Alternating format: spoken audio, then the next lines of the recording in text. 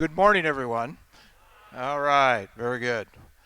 So, today in chapel, we have a very dear friend of mine. His name is Paul McGinniss. Some of you have him in class for world religions or have had that class where you know him as Dr. McGinniss. He actually has 3 degrees from Clark Summit University and our seminary, an undergraduate, master's degree, and a doctoral degree from our seminary. Paul has been a pastor 19 years. Does that sound right, Paul? 18. All right, I give you credit, 1 year, 2 extra credit. But married for 20. There we go. Very good. He is married to his high school sweetheart. Her name is Amy, and they have 4 wonderful children who are the products of 2 great parents. And it's fun to see them minister together at our church. Paul is also one of my pastors, and he has served me and my family in multiple ways in that role. And probably the closest connection that Paul and I have, though, is the opportunity to actually travel to Haiti and to Dallas several times. Remember those trips, Paul? Yeah. Um, he is probably, and I mean this very sincerely, he has probably had more impact on my perspective in thinking about world missions and what the church's role is in that process, and he leads that process at our church. Besides that, he's also involved as a Next Step campus pastor and different roles in that capacity. But the reason we've traveled together is because of his role as our director of leading those partnerships, and just recently came back from Haiti. Are you going to share anything about that new partnership that we have down there? So no pressure. We'll get you next time on that. But he has, and of all those things, probably the thing that I could say the most impactful and the thing that means the most to me, he's a dear friend. So Paul, come, speak, and share what God has for you today.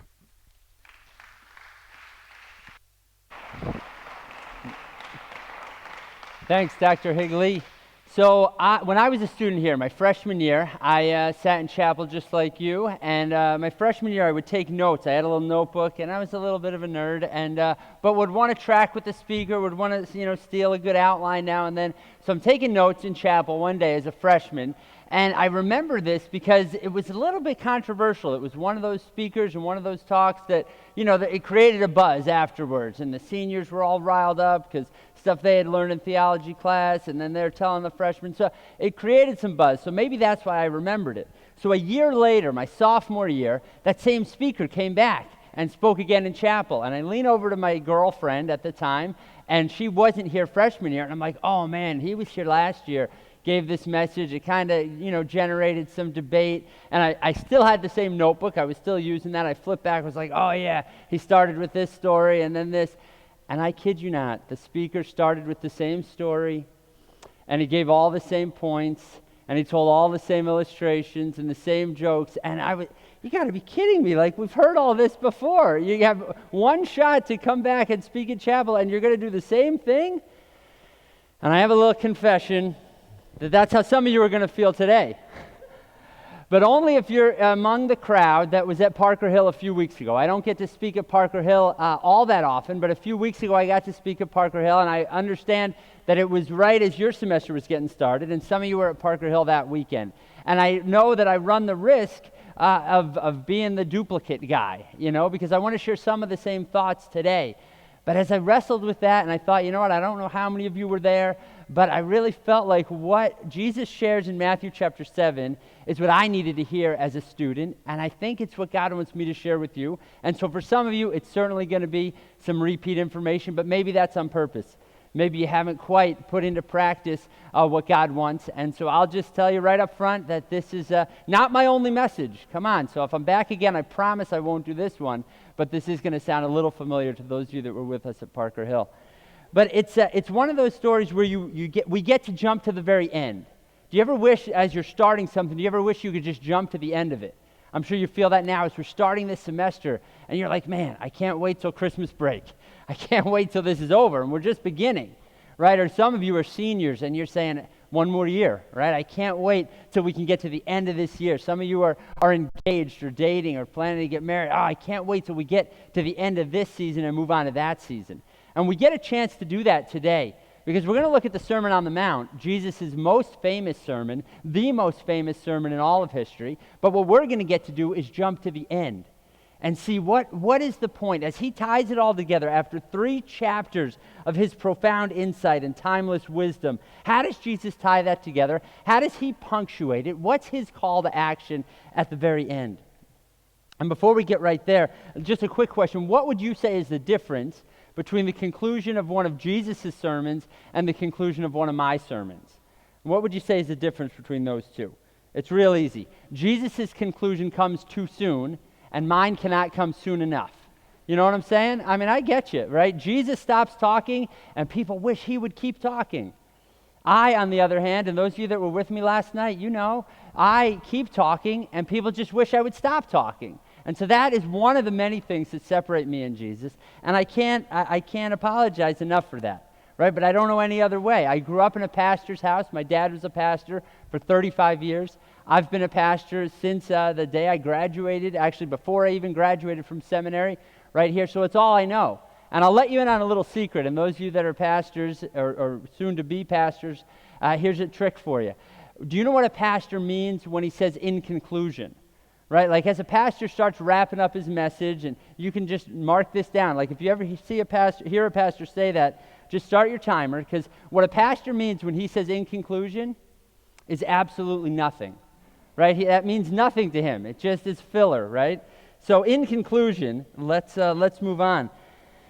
What Jesus does in the end, what Jesus does at the conclusion of his Sermon on the Mount is debunk a myth that was obviously present in the first century. And the myth went something like this: knowing equals growing.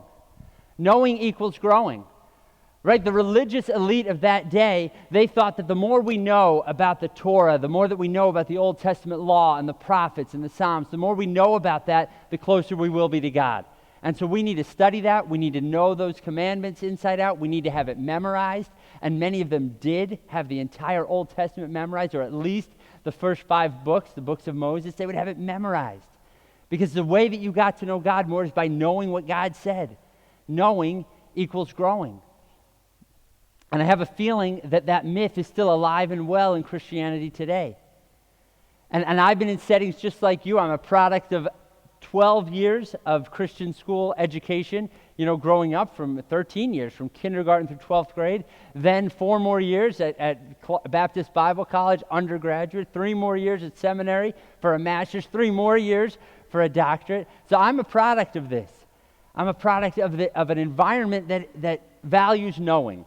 And I value knowing as well.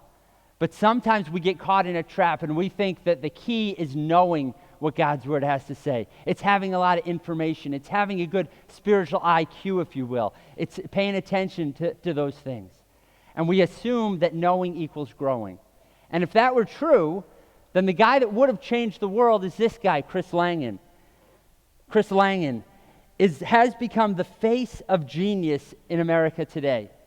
He's often approached by news and media, magazines, documentaries, because his IQ is literally off the charts.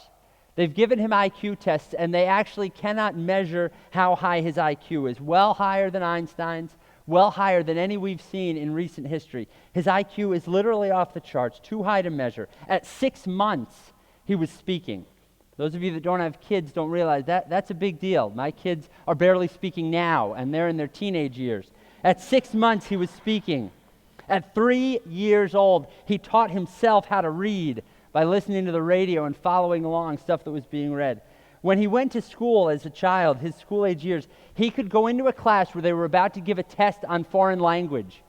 If he had 2 or 3 minutes to skim through the textbook, he could ace the test. He got a perfect score on his SAT, even though while he was taking the SAT, he fell asleep. Woke himself up, finished the test, perfect score. This guy has the intellect that no one has had before. And so what would you imagine that in his adult life, what would you imagine he would go on to do, to create, to produce? PhDs, right? He could be teaching anywhere he wants to. He could be with NASA. He could be in the medical field helping us solve some of the biggest problems of our day. He could be in education, imparting that knowledge to others. If knowing equals growing, then Chris Langan is our guy. Chris Langan made it through 1 year of college before dropping out. He moved into a construction field. He worked sometime on a fishing boat off of the coast. He spent most of his time in a factory, and most of his adult life, he was a bouncer at a bar in Long Island. Knowing does not equal growing. He had all the knowledge, and yet he's never taught a single class. He's never published a single paper, never written a single book, not made any advances in medicine or science or technology, because knowing doesn't equal growing, and it's no different here in a Christian setting. The folks that are going to graduate next May with a 4.0 GPA are not necessarily the ones that are going to make the biggest kingdom impact. The ones that do the best in their classes and know the most of the Bible trivia are not necessarily the ones who are loving their enemies. And so knowing doesn't equal growing. And Jesus is going to help us see that there's a difference between these two. And listen, I'm not down on knowing. I don't regret any of the education that I had. I would do all that over again. But that's not the ultimate end game. Knowing doesn't equal growing, and Jesus is going to powerfully point us in that direction. He's going to let us know as he finishes his sermon that his sermon is about so much more than knowing. So follow along as we go into Matthew chapter 7, verses 24 through the end. Therefore, everyone who hears these words of mine and puts them into practice is like a wise man who built his house on a rock. The rain came down, the streams rose, and the winds blew and beat against the house, yet it did not fall, because it had its foundation on the rock. But everyone who hears these words of mine and does not put them into practice is like a foolish man who built his house on the sand. The rain came down, the streams rose, and the wind blew and beat against that house, and it fell with a great crash. Jesus, in these 4 verses, gives us a beautiful picture. He lets us know that knowing doesn't equal growing.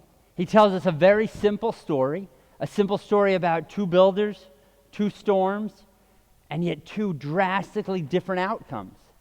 Right? In just 4 verses, he gives us this image that we can see these guys built, and one built here, one built there. They had the same opportunities, they did the same stuff, and yet they didn't end up the same way.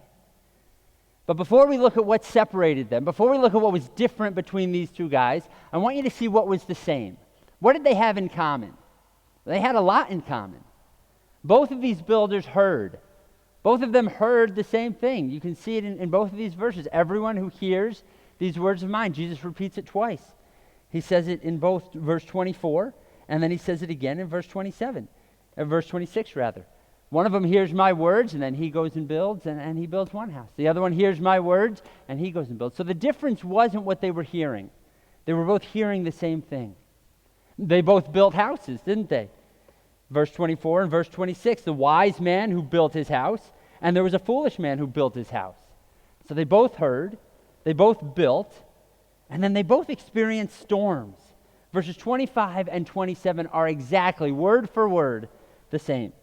The rain came down, the streams rose, the winds blew and beat against the house. So far, there is no difference. These 2 builders have got everything in common. And it's not just these 2 builders. It's everyone Jesus was talking to on that hillside 2,000 years ago. And it's not just these 2 builders and all those people that were listening to him 2,000 years ago. It's us as well. We have these same things in common with these builders. The same things in common with everyone that listened to Jesus that day. We have heard. We have heard. We have access to Jesus' wisdom and his teaching. We have reliable accounts of the life and ministry of Jesus. Those biographies, Matthew, Mark, Luke, and John, those are accurate historical accounts of Jesus of Nazareth, how he lived, what he taught, what he said. Even beyond that, you have an environment like this where you get to study that and hear from teachers and RAs and RDs. You have access to God's word more than any other generation in history. We can pull it up on our phone at any moment. We have access to what Jesus has to say. We have heard. We've heard the life, the teaching of Jesus. We have a church to show us what that looks like, to help us move in that direction. We know the direction, the instruction, and the counsel of Jesus. And just in this Sermon on the Mount, we've seen so many topics that Jesus addresses. If you were to just go back and look at Matthew 5, 6, and 7, even if that's all we had from Jesus, we would hear his wisdom on these topics and more. So we've heard, we have access. There's no debate about that. And that's not all. We are building, just like everyone in the first century, just like those two builders in Jesus' story. We are taking what we've heard, we're taking those opportunities, and then you and I, whether you like it or not, whether you admit it or not, you are building. You might not be building with a hammer and a screwdriver, but you are building the life that you are going to live in. You are building the life that you are going to live in. You are deciding what kind of friends you're going to spend time with. You are deciding what kind of choices you're going to make, what kind of path you're going to walk down, what kind of bricks you are going to lay into the foundation of your life. You are deciding what interests you're going to pursue and what wormholes you're going to crawl down. You are deciding what you put into your minds and your bodies. You are deciding what invitations you accept and which invitations you refuse. You are deciding what you're going to say and tweet and text and snap. You are deciding every day. You're making choices, and then those choices, they're going to make you. You have access to Jesus' wisdom. You have access to his teaching, and you and I, we're both making choices. We're both building a house. We know, and now we're doing. So far, we're all in the same boat. And we will all face storms. You saw that in this story. You know that that's true. Right? It's not like the rain just falls on the unrighteous. The rain falls on the righteous and the unrighteous. The storms come to the good and the bad. The troubles come to the godly and the ungodly. We are part of a broken world. There's no getting around that. We will all face storms. Every one of us is going to come face to face with disappointment and pain, with loneliness, with heartache. We feel hunger and thirst and sickness and disease. Every one of us is affected by infidelity, by addiction, by heartache and loss.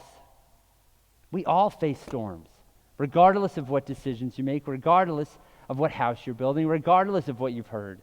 We've all heard, we are all building, and we've all faced storms. But then why is it that these two houses don't end up the same? We've all experienced so much, we have so much in common, and yet we will not have the same destinies. We will not leave the same legacy. You and the people sitting next to you will not take the same paths and have the same impact. One house fell and the other house did not. Why is that? Why is that? With so much in common, yet completely opposite solutions, opposite end games, opposite destinations. Why do some houses stand and others crash? Why do some marriages last and others fall apart? Why do some people's character remain intact and others just crumble? Why do some relationships thrive and others just get twisted and sour? Why do some legacies endure while others disappear? That's the key question, isn't it? Because if we knew that, then we'd make some wiser decisions, wouldn't we? If we knew that the decisions we were making were going to end up in a crash, we wouldn't keep making them, would we? If we knew that the choices we made today were going to destroy us down the road, we'd wise up, wouldn't we? So what is it that makes the difference? Before I tell you that, I got to answer a question that's probably burning in your minds right now. And that is this: what is river bifurcation? I know that many of you came in here hoping we would talk about that, wondering what in the world that is. What is river bifurcation? We really need to get a handle on this. Well, I'll tell you. River bifurcation is the scientific term for what happens when one stream of water runs into a rock or a root or a tree, and it separates into several streams. You've seen it happen in your driveway, on a small scale. And often when that river, when that little stream of water separates, often it'll come right back together on the other side of the rock or the root or whatever else. But sometimes, when that thing in the middle is just right, and when the water flow is just so, that river will separate and it'll turn into two totally different rivers, never to reunite again. The best example of this is out in Wyoming. And this little stream starts there out in Wyoming. It starts out as a single stream. It separates and forms two, and it never connects again. The creek is in Wyoming, and one part of the river heads east and connects with the Mississippi River, ultimately the Missouri River, and then the Gulf of Mexico, and it drains into the Atlantic Ocean. And from that same stream in Wyoming, the other part heads west and ends up in the Pacific Ocean. This very spot is called Two Oceans Creek. That very moment right there is called the parting of the waters. And that's what the sign on the tree says. This way to the Atlantic Ocean, this way to the Pacific Ocean. And so in one moment, that water is in one stream, and one moment later, it's heading in complete opposite directions. And we'll have completely different destinies. That doesn't just happen with rivers, though, does it? That happens with our lives as well. Right? You and your siblings grew up in the same home. You had a lot of the same factors going on, and yet you and your siblings, you've ended up in some very different places, haven't you? Some of you have seen this in former roommates that you've had, or guys you went to high school with. You were on the team together in high school, and then they made some choices, you made some other choices. You're in very different spots now. Some of you will see this with the friends that you have right now in your life. You fast forward a few years, you're going to be in very different positions. Two people might start at a job at the same time, but they're not going to end up in the same place. Many of us face loss in our families, in our lives. You and other people might face the loss of a loved one, and yet you don't respond to that the same way. The stories that you tell, the way you respond to God, and where your heart turns in those moments is very different, isn't it? It's the parting of the waters. What is it that separates us? What is it that takes some of us down one path and others down the other? That is what Jesus is talking about. Jesus is very clear that we all have the same opportunities, we all make choices, we all face storms, and yet some people will stay strong and others will crumble. And what is it that makes the difference? Verse 24, therefore everyone who hears these words of mine and puts them into practice, he's like a wise man who builds his house on a rock, and that's the house that's going to stand. But everyone who hears these words of mine and does not put them into practice, that guy is like a foolish man. It's like he's building his house on the sand, and that house, that's not going to last. That's the difference right there, my friends. It's not whether we have access, it's not whether we face storms, it's what decisions we make with what we've been given. How we respond to the opportunities that God's given us. Our decisions determine our destiny. Your decisions determine your destiny. You all have access. Now you all get to make the choices. But be sure of this. Your choices will have a consequence. Your choices are not neutral. Your choices are putting you down a path. And one way or the other, you're either building a house that's going to stand or you're building a house that's going to get destroyed. Your decisions make the difference. And when you look at it, it's so clear. And you can argue with it if you want. You don't have to like it, but it's still true. Right? If you want to have financial stability in your life, let's just think of that, then don't rack up dumb debt. Don't spend more than you earn. That's a simple principle. If you want to have intimacy later on in your relationship, in your marriage, then don't mess around now, before and during marriage and outside of marriage. If you want to be trusted and respected later, then be honest and dependable now. If you want to have a solid semester, if you want to end this semester well, then hit the books now. Work hard in this season, and it'll pay off in the next season. If you want to have positive friendships, then spend time with people that are going down the right track, that are positive influences in your life. If you want to have a firm foundation later, build it now. You've got access. You're going to build something. You're going to face storms. So what kind of house are you building? What kind of foundation are you laying in place? You are building the life that you are going to have to live in. So what kind of house do you want to live in? You should have all gotten a Lego, right? Do you have a Lego? Everybody hold up their Lego. You got to find that. You probably connected it with somebody else's. You're building things across the aisles. Thanks to Haley and some of my students from last night passing out the Legos. That's my gift to you. Just don't tell my son, because I stole them all from him. Because I am tired of stepping on them in the middle of the night. There is no pain like stepping on a Lego with bare feet. My wife gave birth to 4 kids. I get it, and I'm sure childbirth is difficult. But there is no pain like stepping on a Lego, and there's no epidural for stepping on a Lego. So that's what I'm saying. So my son's done with them. You get to have them now. And here's my question. Like, imagine what you could build with that Lego. You've just got one piece, but imagine if we all came together. Imagine what we could build, right? If you put those Legos together, imagine this stuff. A couple years ago, I was able to take my kids to Legoland down in Florida. Do you know what they can build with Legos? They can build a life-size Brachiosaurus. They can build a fully to scale Ford Explorer. It's unbelievable the stuff that they can build with Legos. And do you know, I mean, that just scratches the surface. Entire scenes from Star Wars, entire city blocks, entire, countries from around the world built to scale, some of their modern monuments. Do you know how they build that stuff? How do you get from a pile of Legos to a 20-foot Brachiosaurus? One brick at a time. One brick at a time. One step at a time. It's not all of a sudden. They don't just wake up one day and then they're able to have it. It's not one big move, it's lots of small moves. And listen, please listen. The same is true with your lives. You don't just wake up one day and have solid character. You don't wake up one day and have the kind of relationship you've been longing for. You don't just wake up one day and have a GPA that's worth talking about. You don't just wake up one day and have character and integrity. Those things are built brick by brick, decision by decision, one small step at a time. It's not something that you can wait until the storm comes and then decide what house you're going to build. The storm is coming. It's not a matter of if, it's just when. Storms are going to rock your lives, and in that moment, we'll get to see what kind of character you've been building. So don't put it off until then. Start building that now. That's what I want for you. I want you to make one move, make one small step in the right direction, one deliberate decision that's going to point you toward your destination, one little Lego that can be part of a firm foundation. And that's what I want you to begin thinking of. As we start this semester, what is one shift that you need to make? What's one habit that you need to start? What's one relationship you need to move away from or lean into? What's one thing that you could do?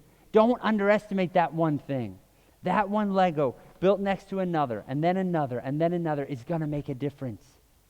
You're building a house one way or the other. You just get to decide what kind of house it is. So let me tell you about Gary Jansen. Gary always wanted to be a writer. And so he wasn't very good.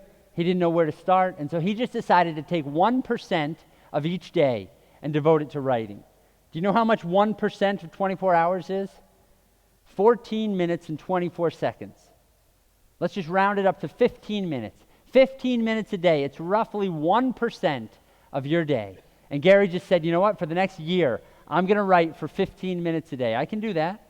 And early on, most of what he wrote was not very good at all. And he would tell you that. But do you know what happens after you put in 15 minutes a day for a solid year? Well, then you've put in 5,000 minutes. And you're starting to get better. You're moving in the right direction. You're building the right muscles. And Gary calls these micro shifts. Little shifts that you make that end up charting a brand new course. And he wrote about it in his book, Micro Shifts. In fact, now he's the senior editor of Penguin Random House Publishers. Not too bad for a guy who spent 1% of each day writing. That's what can happen when we make one move. Make one move. Imagine what you could do with 15 minutes a day. You could connect with a good friend. You could read. You could journal. You could spend time with God in prayer and scripture. You could practice something or study something or exercise. What could happen in your faith, in your character, in your foundation, in your ultimate destination if you just devoted 15 minutes a day toward becoming who God wants you to become? Pick one area, make one move, one decision. Listen, it's going to be hard. I'll give you that. Any new decision, any new habit is going to be hard. But listen, crashing is even harder. Accountability, that's hard. But addiction, that's a whole lot harder. Right? Being honest, that's hard. But being humiliated later on, that's a whole lot harder. Studying is hard. Failing, that's harder. Doing one-page chapter summaries for world religions every week, that's hard. Right? But groveling and trying to figure out extra credit at the end of the semester, that's harder. Pursuing purity, that's hard, guys. But a porn addiction, that's a whole lot harder. That's going to mess you up the rest of your life. Living on a budget, that's hard. Going bankrupt, that's a whole lot harder. So it's not a matter of hard. We're all going to face storms. It's going to be hard one way or the other. Do the hard work now. Build the right bricks into your foundation now. It is never too early, and it is never too late. It's never too early to start building a firm foundation. None of you are too young. None of you are, need to put this off. Right now, while you're young, build the right habits. No one older than you does not wish they couldn't go back and do things a little bit differently. Now is the time. You need to be smart with your money. You need to build positive habits. You need to avoid addictions. You need to be careful with your heart. Start acting right now like the men and the women you want to become someday. And let me just say this too. It's never too late. It's never too early, but it's never too late. Some of you have already crashed. You know what that looks like. You know what an addiction looks like. You know what a meltdown looks like. That's okay. We serve a God of second chances, of endless chances. And no matter what kind of rubble is in your wake, God says, let's start again. Let's start rebuilding. Let's start again. It's never too late, and it's never too early to build one brick at a time, to make one move. Let me finish exactly where we started. In other words, in conclusion, we started with a song about building our life, right? I will build my life on Jesus. He's the firm foundation. But why? What does it say earlier in that song? Why would we build our life on Jesus? You see, what I've said so far could be true of anyone you decide to follow. Right? All I've said so far is that if you take one small step after another in the same direction, that's the destination you're going to end up at. So you could put that into practice no matter who you're following. Right? You could follow any religious leader. You could follow any brilliant professor, any best-selling author, any A-list celebrity. But I want to finish by telling you why you should build your life on Jesus. Why Jesus? Well, the very same reason they built their life on him 2,000 years ago. You see, 2,000 years ago when Jesus gave this same sermon, when Jesus called people to make one move, he finished and this was the response, verse 28. When Jesus had finished saying these things, the crowds were amazed at his teaching, because he taught as one who had authority and not as their teachers of the law. You see, back in the first century, there was no one like him. No one who spoke with that authority and yet loved with that grace. No one who had that level of unconditional love and also that level of wisdom. There was no one who spoke so convincingly and lived so compellingly. And I need to tell you, friends, that has not changed in 2,000 years. There is no one who stands and compares with Jesus. There is no one else. He stands alone. Over the last 2,000 years, he still stands apart. He still stands alone. His impact has been unprecedented because unlike everyone else who's ever walked this planet, he and he alone was the Son of God. And that's not just me saying this as a Bible college graduate. That's not me saying this as a pastor who obviously has a bias toward Jesus. If you were to even study the historians, the anthropologists who have studied the impact of the life of Jesus, here's what you would find. Harvard professor Harvey Cox says this: the words of the Sermon on the Mount are the most luminous, most quoted, most analyzed, most contested, most influential moral and religious discourse in all of human history. That may sound like an overstatement, but it is not.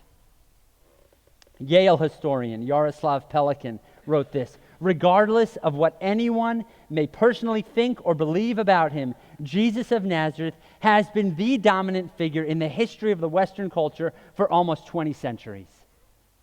No one is worth following like Jesus. No one else is worthy of our lives. No one else is worthy of our worship. No one else offers a firm foundation for you to build your life on, a life that will last. Now and then we'll use the phrase King of Kings, Lord of Lords. It makes for good lyrics, doesn't it? But have you thought of what that means? Think about that for a second. If we were to gather together all the kings who have ever lived in all of time, all the lords who have ever ruled, all of the leaders who have ever lived, the most powerful, most influential men and women of all the globe, of all of history, gather them in one room.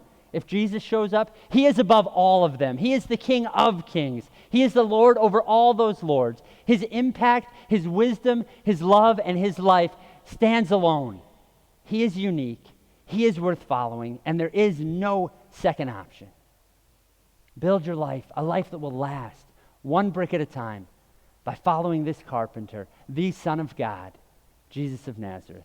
Don't just hear what he has to say. Build your life on it. Jesus, we're going to need your help to do that. Because there are so many other options. There are so many things to do with our lives, and there are so many lies that we tend to believe, that these small decisions, that these little choices, they're not going to really make a difference. They're not really going to impact me one way or the other. There are so many distractions and temptations. There are so many other voices. May we hear yours above them all. May we hear you calling out to us, showing us the way to go. God, I pray that you would give us the wisdom to know what we should do. You've given us access to your word, to your teaching, to professors and staff that love us. God, you've given us access to that, and now help us to build the right kind of life. We've got the building materials. We've got the opportunity. Please, would you then give us the courage to do what's right, to make one small shift, to get out of that relationship or lean into that one, to be careful what we watch, what we look at, what we allow into our hearts and our minds. God, help each one of these students to build a life that will last, a legacy that will have an impact, to leave a life that will echo loud into the future. It's in your name we pray. Amen.